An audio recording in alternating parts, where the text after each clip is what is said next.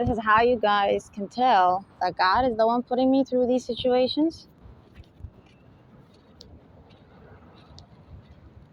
Because how did my mind just think of using typical harassment I see every day in my cities, right? How did my brain think to connect that to a bigger wisdom to give you advice, right? At first I was just trying to give you advice. How did I connect it so well? Certain qualities of what I see, right? The problem I see. How was I able to connect that to life itself for you in a broad way? That shows you that God planned it.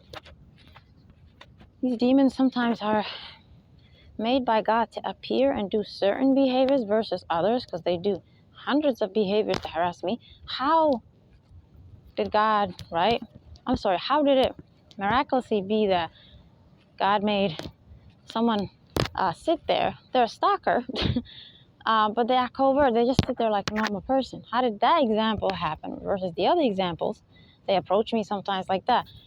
And then, right, I told you if I face away from them, then I don't feel their energy anymore. I can ignore them now, just like a problem, right? If you sort of do something similar to that metaphor, facing away from it, when it's not something you would normally pay attention to, it's just trying to get in your face, get in your attention.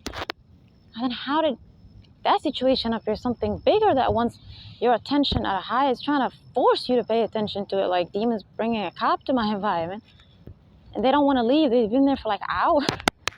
I had to just leave. How was I able to then connect that to other problems and bigger things that can sort of could be used as a metaphor to explain this? It's psychology to then life itself, bigger things in life, like that. I could have just told you, right? Oh, I'm being harassed, and I could have just moved forward, right? How did I connect it? How did I not lose the focus of my episode? Because I thought subconsciously, right, as these things were happening around me, that, oh no, I went off topic. I kind of lost. No, I went off topic. Sorry. I thought, that's what the thoughts were saying. I thought, right, that they're distracting my ability to focus on my episode in a good way, like that. I was just feeling unhappy. But how did it turn into me using it to actually teach you something good that can still be connected to my episode either way? Sort of the subject line.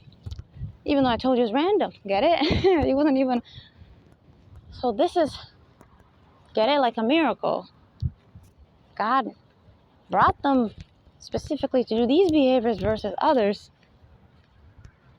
because he inspired me to talk about the solutions to what he taught me about demons persecuting me, how I'm supposed to just ignore that and still live my life as I wait for him to help me, and then connecting that to you, how you should also live your life, do the best you can, and just wait on God to help you too.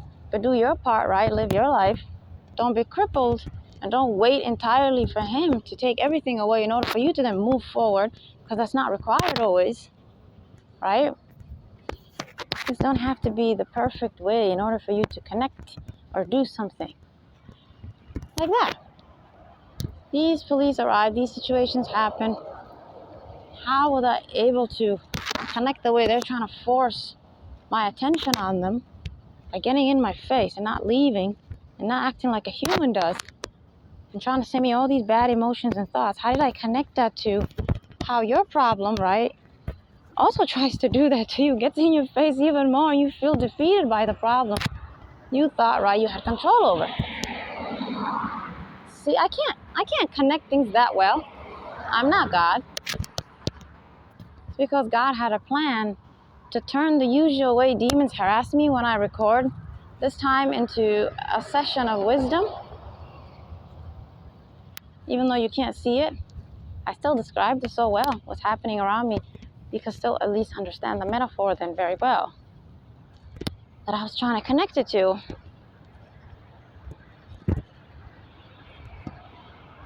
Okay, so that's another wisdom then, see? I'm literally about to give you another wisdom.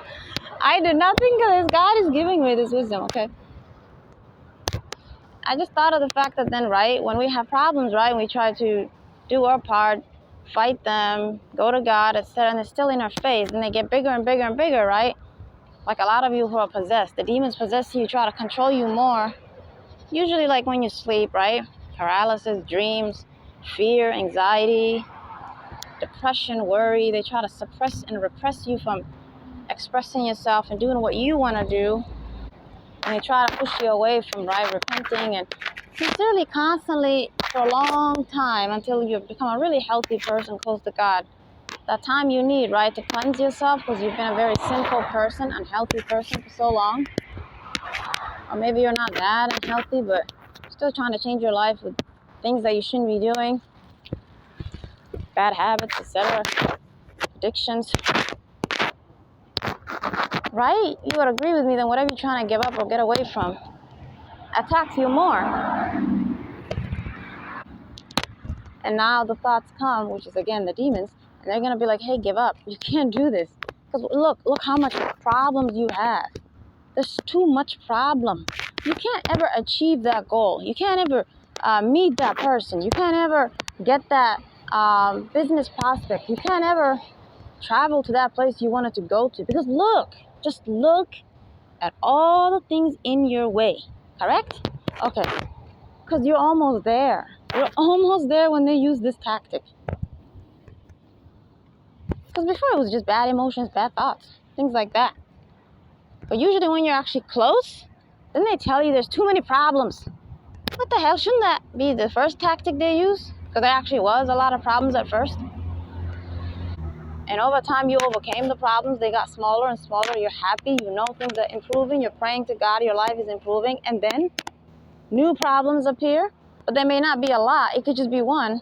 And then they make it seem like there's too many of them and you can't defeat these ones. Wait a minute. Didn't you defeat those other problems at the first level when you were first trying to change? So wouldn't then from a place of pattern, right? We learn by pattern as humans. Wouldn't you then connect that to the fact that then you can defeat these problems? So why, when you're really close to success, the sort of negative thoughts you get at that time versus the first level, first earlier stages of you trying to achieve success, the thoughts that came that time? Why the thoughts that come at a later time when you're really about to achieve success, right? If you just cross this one hurdle, why do those ones seem stronger? Why do they actually make you quit?